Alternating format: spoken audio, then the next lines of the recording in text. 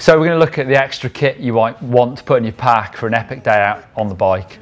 This takes into account all the essentials you've already got in your pack for a normal ride. So on top of that, you're going to need these extra bits if you're getting a bit further away from civilization. You're out for a long time, so if the weather takes a turn for the worse, you want to be prepared. Clothing wise, I like to take layers so you can play around with taking one off or putting one on dead easily. I always chuck a nice thin base layer in there. Can definitely keep you nice and warm when your temperatures drop, and then a nice waterproof jacket as well. You might think about sticking one in that's a bit more robust than your normal jacket that you'll put in your pack, you know, in case things do really get cold. Looking at the essentials that you hopefully won't need, things like foil blanket, really important if you do have an accident, you're out and it's cold. Again, hopefully you won't ever need that, but it's definitely something to think about taking. And then a first aid kit.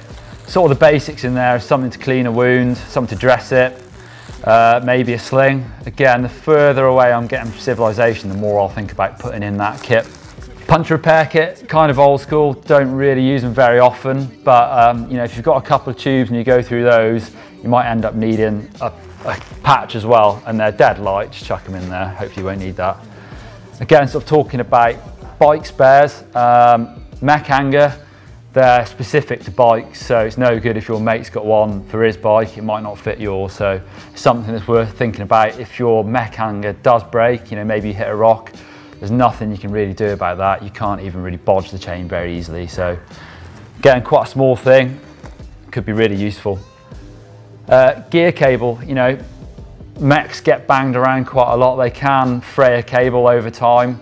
Dead light, you'll not even notice that being in your pack, so that's a pretty good one to have in there as well.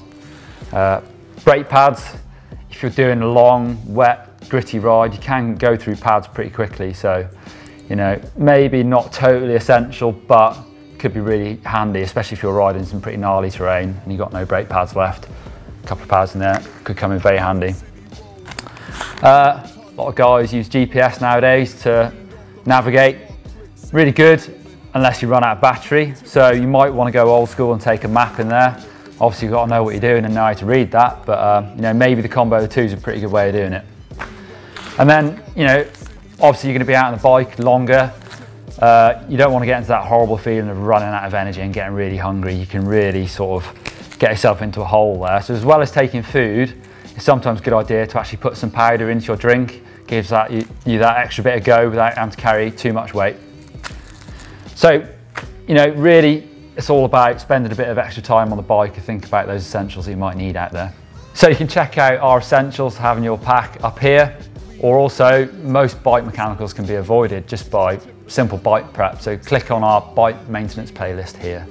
Also, don't forget to click on me to subscribe to GMBM.